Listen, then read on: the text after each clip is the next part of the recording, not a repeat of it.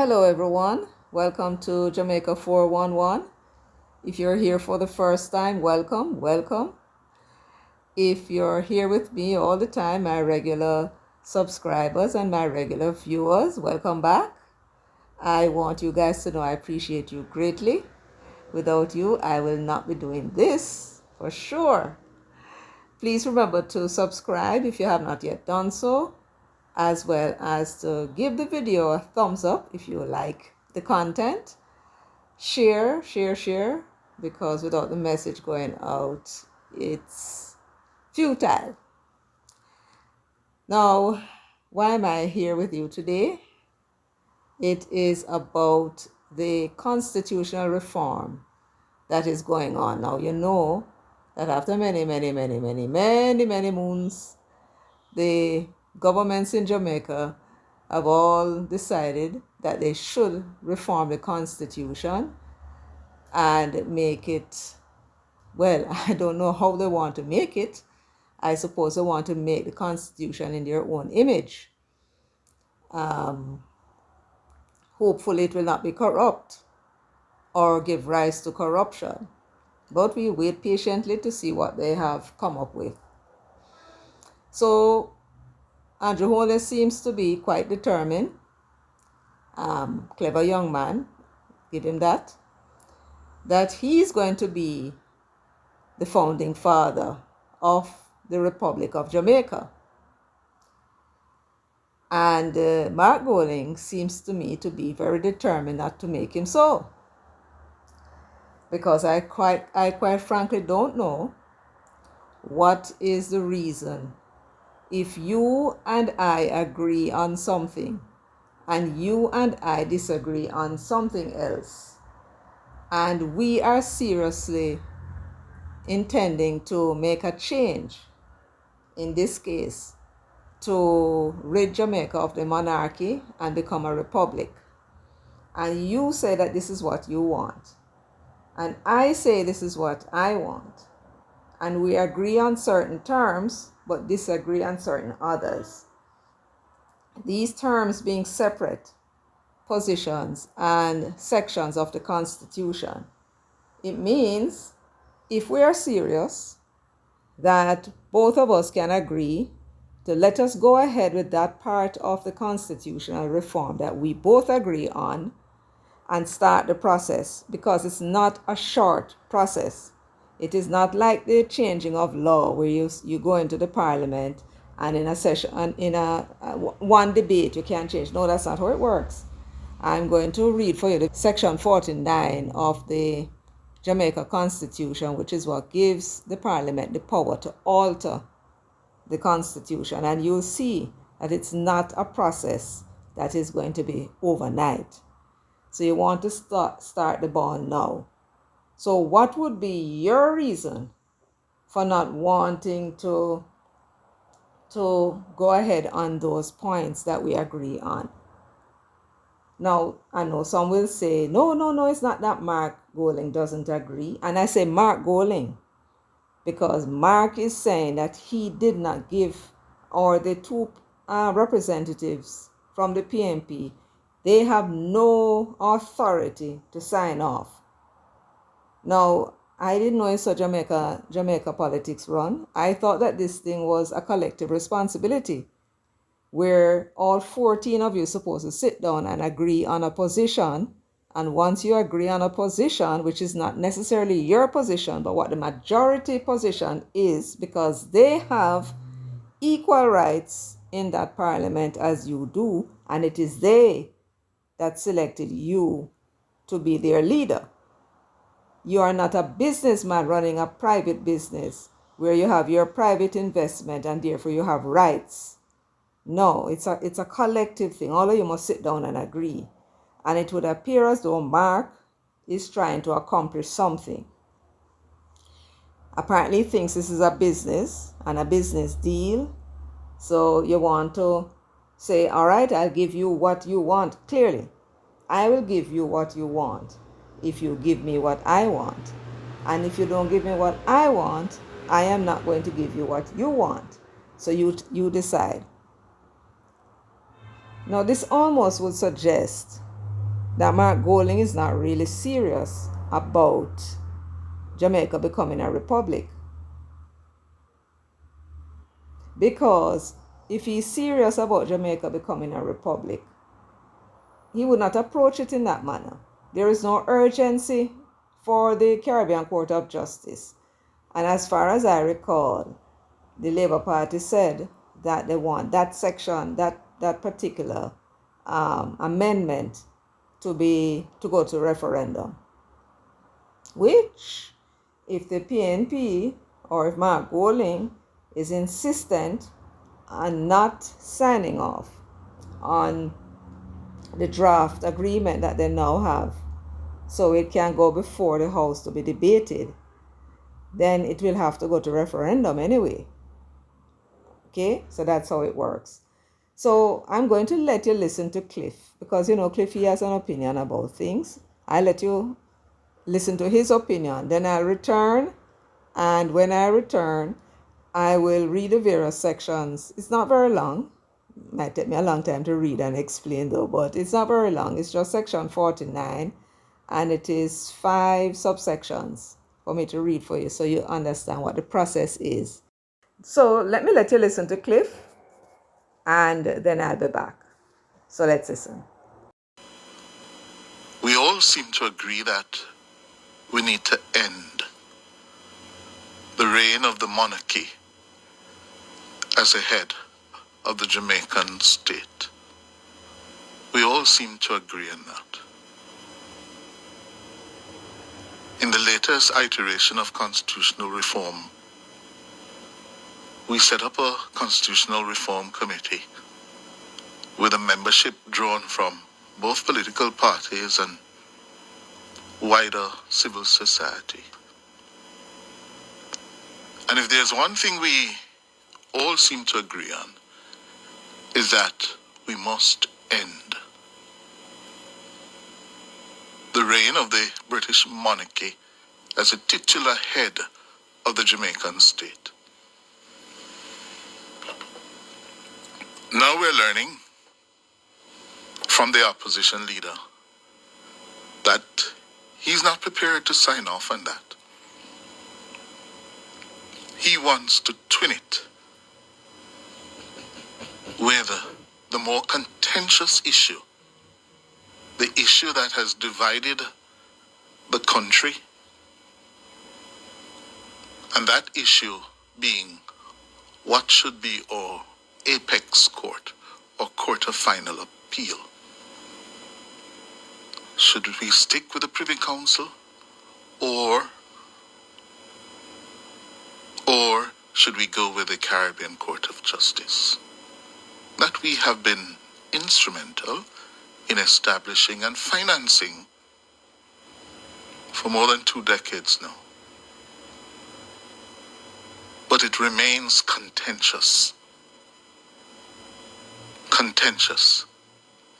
People, there's no consensus on whether we should stick with the Privy Council or go with the CCJ. And we have been debating that now for a long time. So much so that it is my understanding that we decided that, listen, we're going to push ahead with what there's consensus on. And the consensus is end the British monarchy as the head of state of Jamaica. We're going to go republic. There was an issue of whether we should go for an executive president or a ceremonial president. That delayed us for several years. Now we seem to have settled that we will go the route of the ceremonial head of state, with some powers, limited.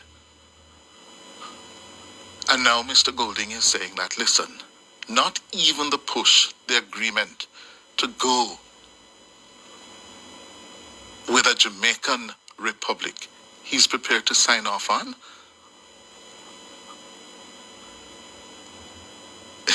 On Friday, Mr. Golding said his party will not sign the document, the draft document from the Constitutional Reform Committee, unless the contentious issue of Jamaica adopting the Caribbean Court of Justice, the CCJ, is settled. What does that mean, given the contention? It means, in practical terms, we will be delayed again for another 2, 3, 4, 5 years? Huh? Because there's no consensus on that. And I don't want to start going into the debate and the arguments for and against the CCJ, because that is well ventilated. But frankly, when I heard the story on Friday, I was taken aback, because it was pretty much agreed that we know the PNP's position. The PNP has been very consistent. Yes, very consistent on us acceding to the jurisdiction of the CCJ. The JLP has waffled on that. Yeah? But the PNP has been very consistent. But there's division in the country, even within its own ranks, that's the PNP, over whether we should go the route of the CCJ or stay put with the Privy Council. So what is Mr. Golding saying now? For as long as it takes to settle the differences over the CCJ, we will continue to be a British colonial, post-colonial outpost where His Majesty the King will continue to be the head of state of Jamaica. That's what it means in practical terms. Mr. Golding should understand that these matters are difficult matters. And in the cut and thrust of a competitive democracy such as ours, you can play your card, you know. And my own take is that he's feeling his oats. He's in the political ascendancy. And he's wanting to flex his political muscles or perceptions of political strength. But don't forget, in our politics, there are ebbs and flows. Tides rise and fall. So don't push it. Yeah? We're not an authoritarian command state where you're going to dictate terms, where you're going to decide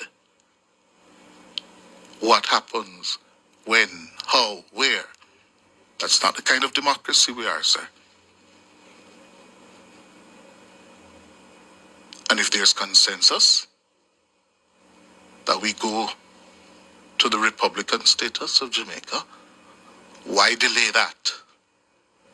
Because we're not going the route yet of the CCJ.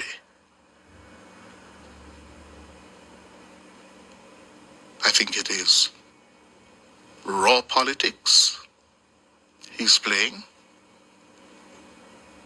and he must be called out for it. Raw politics.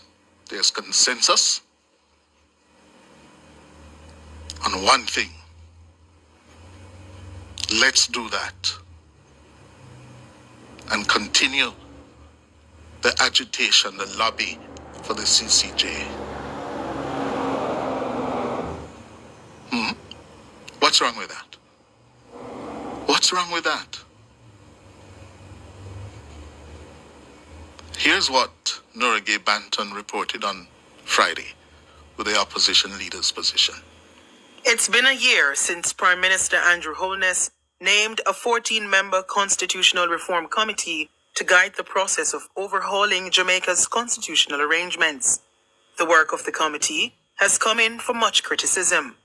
Civil society groups have called for more transparency and broader consultation on the matters under consideration. Despite those hurdles, Co-chair of the committee and Minister of Legal and Constitutional Affairs, Marlene Malahou Fort, announced that the body had come to a consensus on the way forward and would be making its recommendations to Cabinet. But in a letter dated May 7, 2024, addressed to Prime Minister Andrew Holness, Mark Golding has indicated he's not prepared to play ball. He has instructed Donna Scott Motley and Anthony Hilton not to sign off on the recommendations of the committee. The two have been members of the body for 12 months and have been part of the deliberations on its work. Mr. Golding told the Prime Minister that unless the move from the British monarchy is paired with leaving the London-based Privy Council, the opposition would not approve the document. The PNP president also told the Prime Minister that leaving the Privy Council is a fundamental issue for his party. Mr. Golding says coupling the removal of the British monarch with accepting the Caribbean Court of Justice would allow the country to proceed on its constitutional reform process in a bipartisan manner that embraces what he describes as full decolonization. The report is shortly to be presented to the Cabinet for approval. Mr. Golding further told the Prime Minister that there are other issues in the final report that are of concern to the parliamentary opposition. He says those concerns will be shared with the Minister of Legal and Constitutional Affairs, Marlene Malahou Fort. Mr. Golding did not outline them in his letter. The full contents of the report of the Constitutional Reform Committee have not been made public. Nora Gay Banton for Nationwide News. Thank you, Nora. After the break, the Legal and Constitutional Affairs Minister Marlene Malahou Fort responded. Well, despite Mr. Golding's insistence that his party will not sign off on the Constitutional Reform Committee recommendations until the issue of the CCJ settled and twinned to it,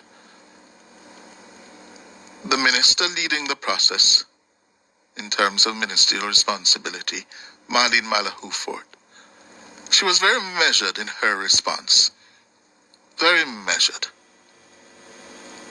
She said that she remains hopeful that there will be consensus on the report.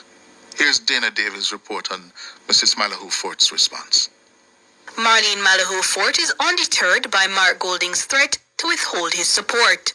She says the work must go on. The CRC process has been worthwhile, and we have made great progress so far, but the work must continue until the task is done. While consensus of the government and opposition is a required step to advance reform of the deeply entrenched provisions, ultimately it is the people of Jamaica who will decide. The minister says the report to be submitted to Cabinet contains only recommendations which received the full support of the committee members. It is regrettable that the leader of the opposition has instructed his representatives on the committee not to sign the report, even though the report includes only those recommendations to which all members of the committee agreed.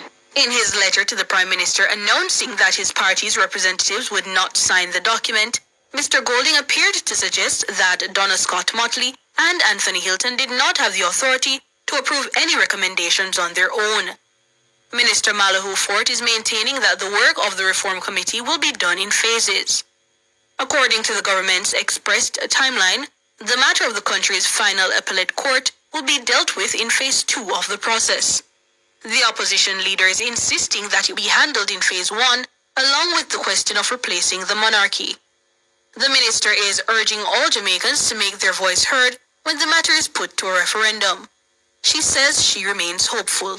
It is the hope of the CRC that when the time comes, all eligible Jamaican voters will turn out and demonstrate that it is not about political preferences, but that you, the people, want a definitive say in our governance arrangements. I'm hopeful, I'm really hopeful that both government and opposition can work together to help create the Republic of Jamaica. Dana Davey for Nationwide News. I think Minister Malahou Fort's response is commendable. classy, and she's reading the room well. She's reading the room well. This is an issue that we have made very little progress on over the last 62 years. One. Two, it is an issue that we need to maximize agreement on as a people. It is not an issue to flex political muscle and to ram it through based on whatever numbers you may have or perceived weakness or strength. No. And we need to say to Mark Golding this morning, what have you done to the members representing the opposition and the CRC? You have emasculated them. You have really reduced them to being observers. Because of what value is their contribution if, having participated as they have, and there is agreement among all the members, you then turn around and cut them off at the knees, huh? On a matter that has a long trajectory, long history of disagreements. You don't do that. That's not leadership. That's bullying. And that's not helpful. Marlene Malahoo Fort's response shows maturity. Maturity. So there you go. So the question to ask now, why is Mark being an obstructionist? Is he doing it because he wants to be the one to be the founding father of the new Republic of Jamaica? Or is it Bunting who wants to be the founding father? Now, if we carry on this way, we will never be able to see a republic, because each party is going to want their man to be the one who introduces this major change, an all-important change in our history. So Mark Golding is going to find every excuse to delay. And even if Andrew Holness gives him the CCJ, he's going to delay, find some other reason to delay. Remember, he said he has issues, or the opposition has issues. He was not able to articulate, but he has issues. So the question I want to ask, is it that Peter Bunting, since we all believe that Mark is a placeholder, waiting for Peter to get a seat, is it that Peter Bunting wants this delay in the hope that he will be elected at the next general election and become Prime Minister, then take Jamaica into becoming a republic, and that will now be his legacy? What do you say? Sounds far-fetched? Conspiracy theory? All right, let's leave it, because as old-time people would say, and not go, something come, and time will tell. But with Peter Bunting, expect anything. Let us now get into the constitutional reform of making Jamaica a republic. So now I'm going to bring you Section 49 of the Jamaican Constitution, which says how the Constitution itself may be altered by the Parliament. Now, there are three classifications associated with the various sections of the Jamaican Constitution. There are three, as I said. One is called, you may hear them talking about deeply entrenched. Then you have the entrenched sections and the ordinary sections that you can change, like you change any law. When it comes to the entrenched and the deeply entrenched sections of the Constitution itself sets out how they may be amended. And Section 49 is where you go to find out how the Constitution itself says it can be amended. Now, in Section 49(1), it says, subject to the provisions of this section, Parliament may, by Act of Parliament, passed by both houses, alter any of the provisions of this Constitution, or, insofar as it forms part of the law of Jamaica, any of the provisions of the Jamaica Independence Act 1962. Then it goes on to speak to other sections. So insofar as it alters, and then it named the various sections. And it is in this section that 96, you have subsections 2, 3, 4, 5, 6, and 7 of section 96. That section had to do with the Director of Public Prosecutions. And you notice that it has actually 8 subsections, 1 to 8, but 1 is not listed, 8 is not listed, which means you can go into the Parliament, as the Labour Party did, and in one debate you can change those laws. But for these laws that are listed here, you can't just change them like that. There's a process.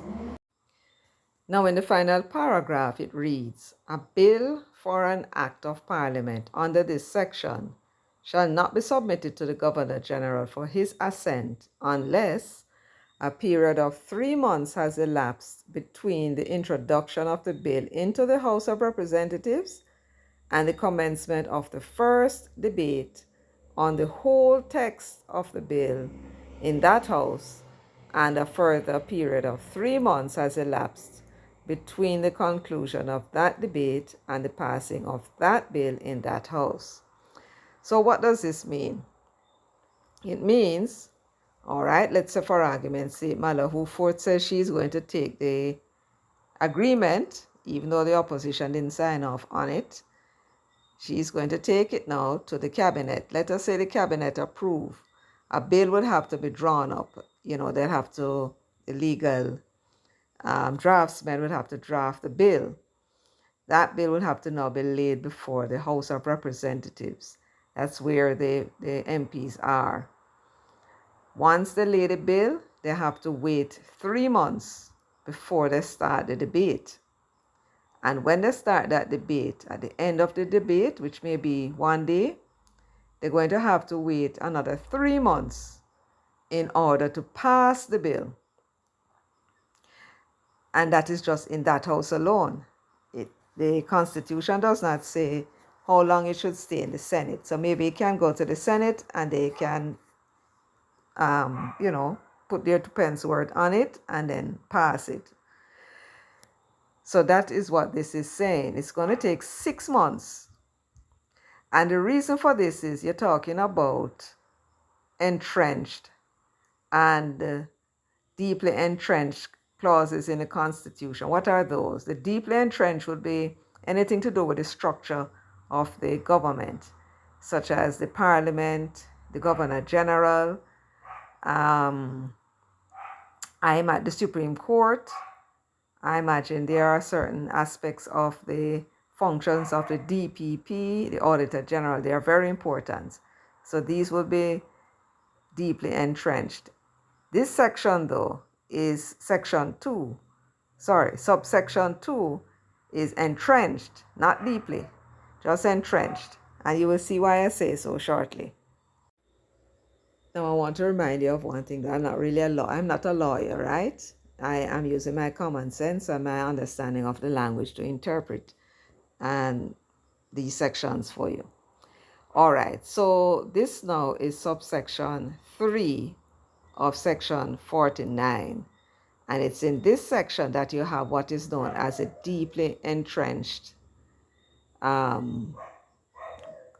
sections of the Constitution.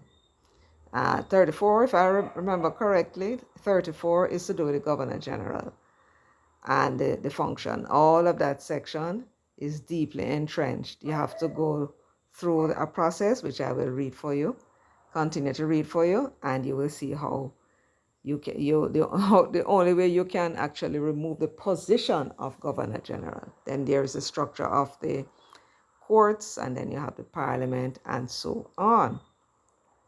So let me read what subsection 3 says. It says, insofar as it alters, this is the act of Parliament now.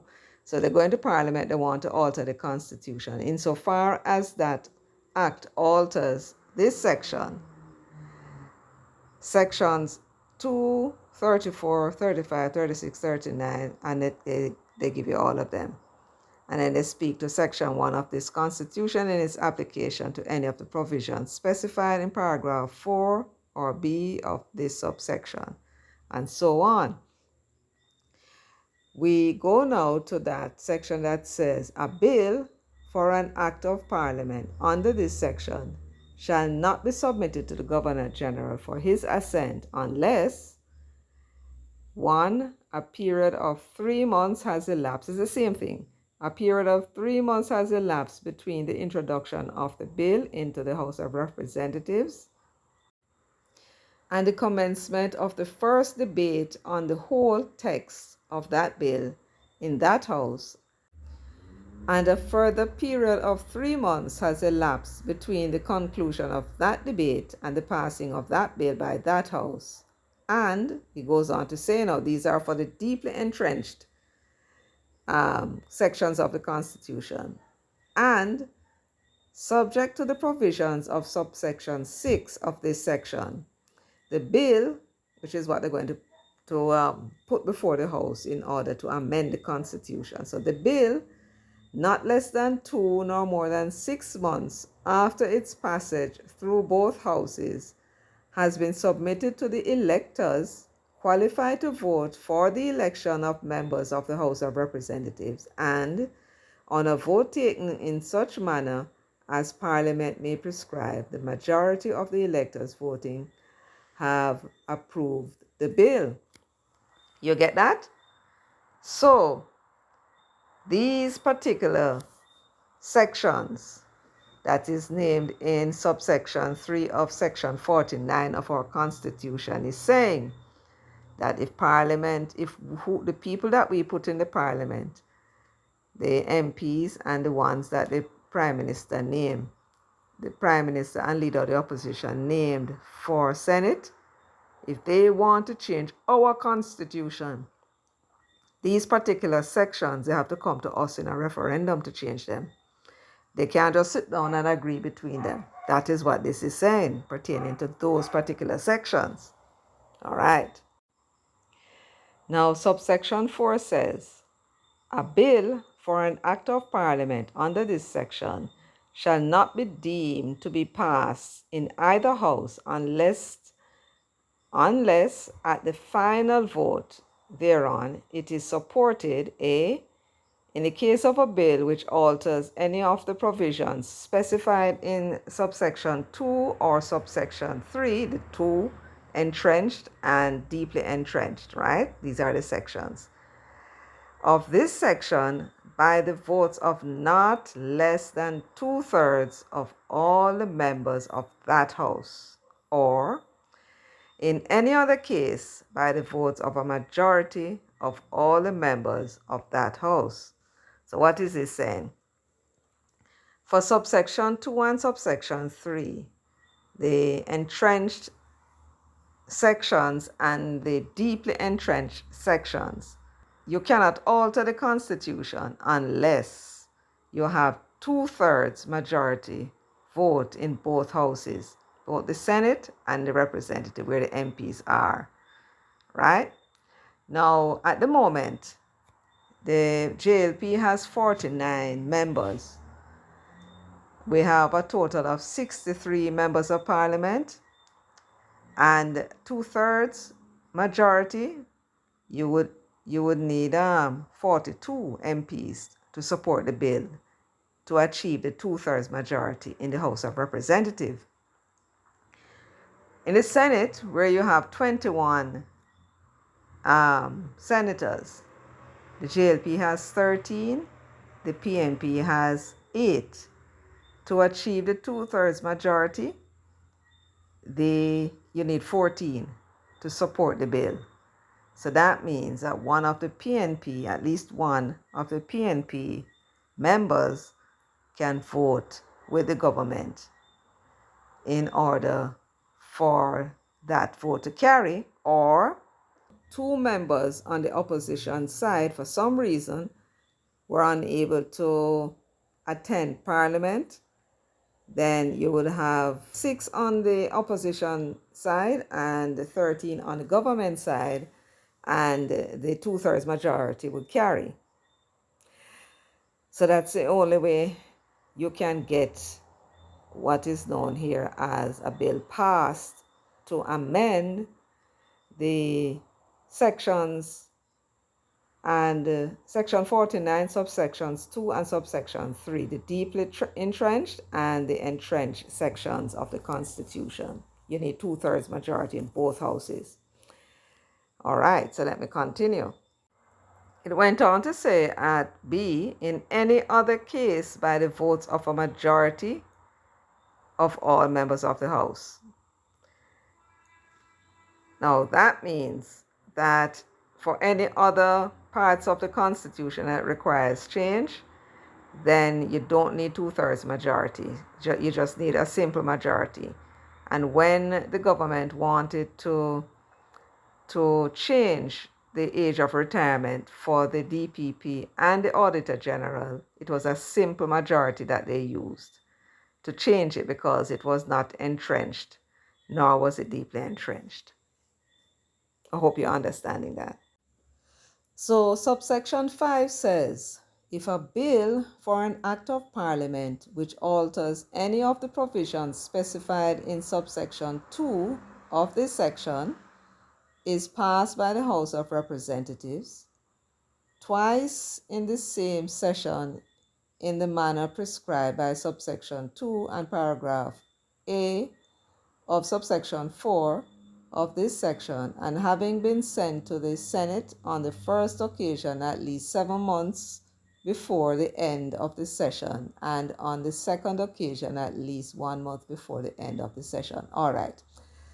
What I'm going to do is just explain what that means. It's giving some timeline. And the session, when it says the same session, it is speaking about the duration of the parliament. So after you have the election, you have the first sitting. That is when the time runs in the Constitution.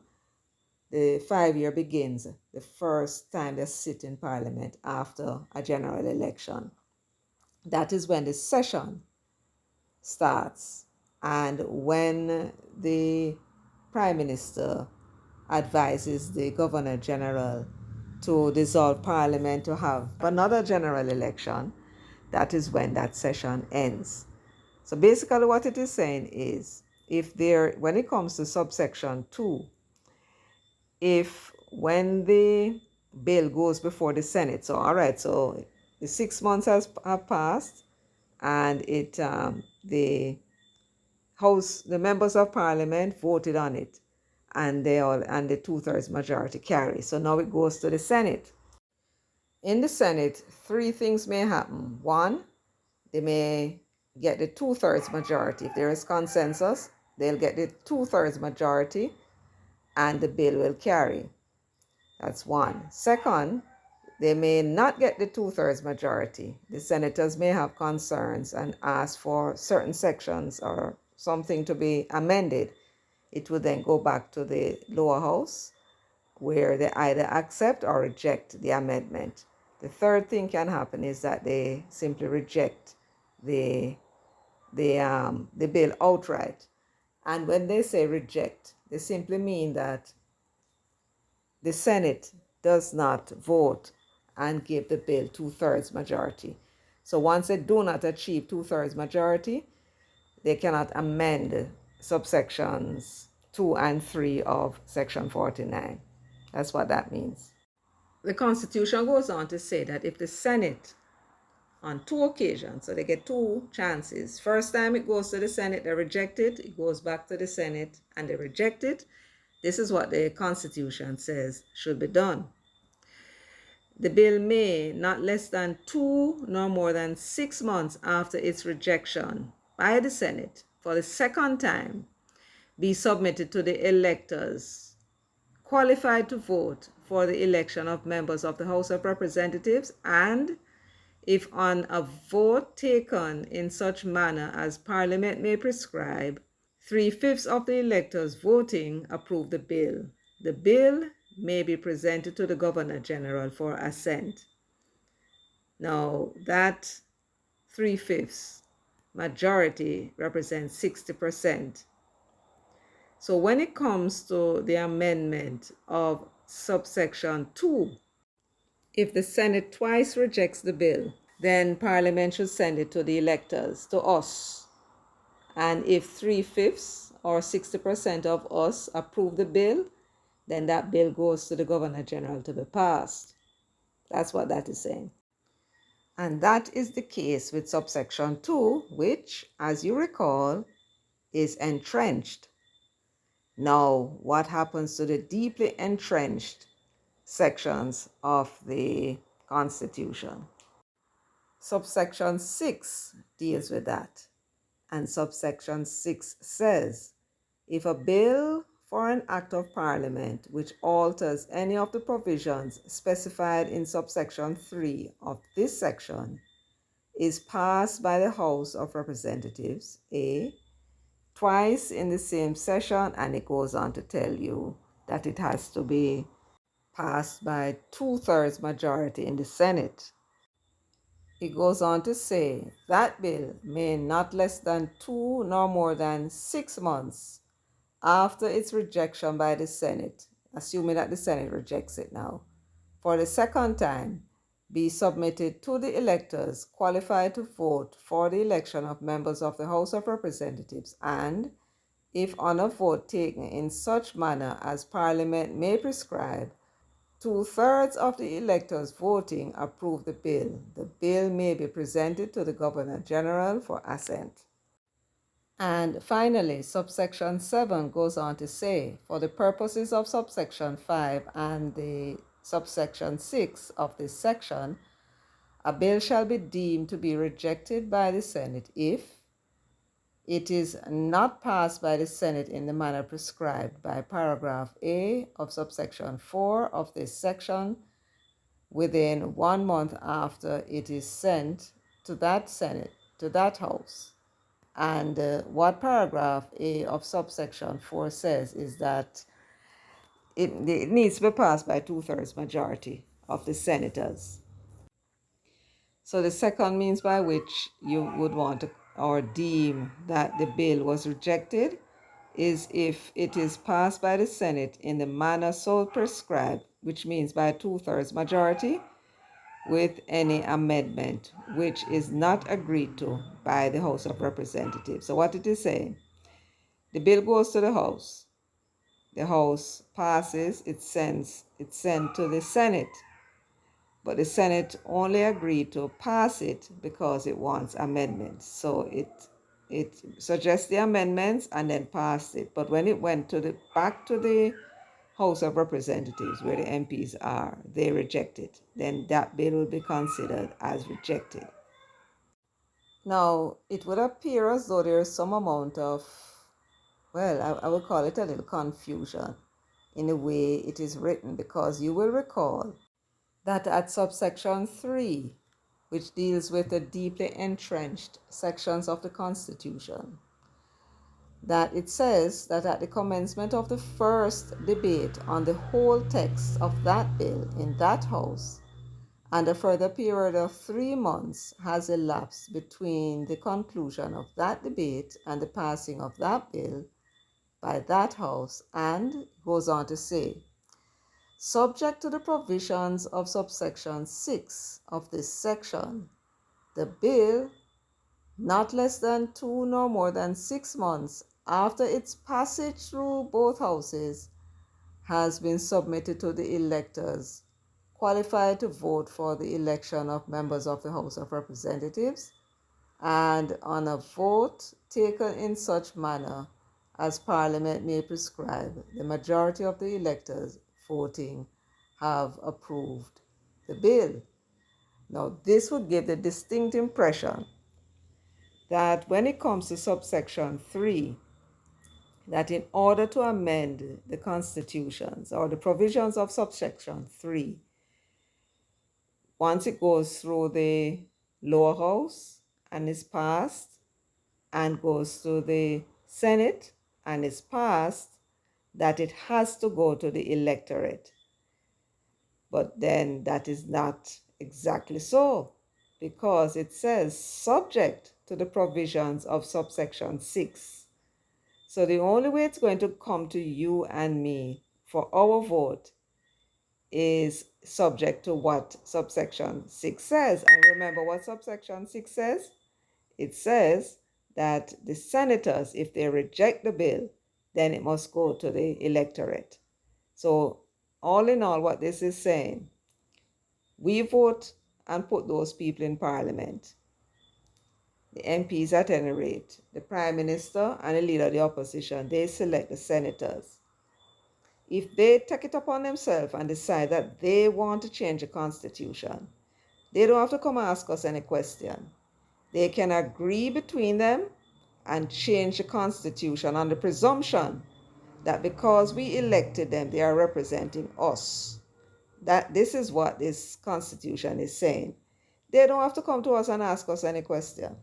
They don't have to put it before us in a referendum unless they fail to secure 2/3 majority in the Senate. That's what this is saying.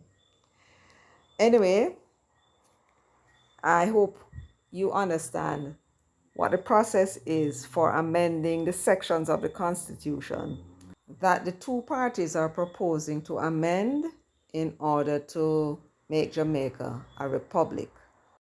We have all decided, most of us, the majority of us, that we want to go independent, fully independent, and divorce ourselves from the monarchy in Britain.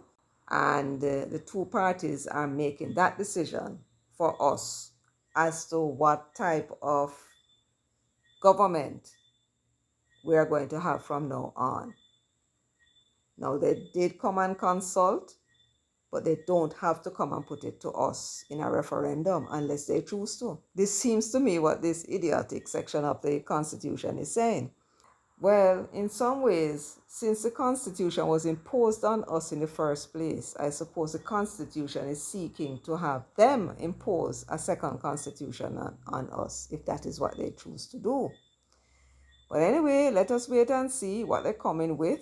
Eventually, we'll see what the so-called stakeholders and these two political parties have decided when it goes to it goes to cabinet, and from cabinet, I suppose, if they have no fault with it, they will send it to be drafted, and that's when we will hear about it for the first time.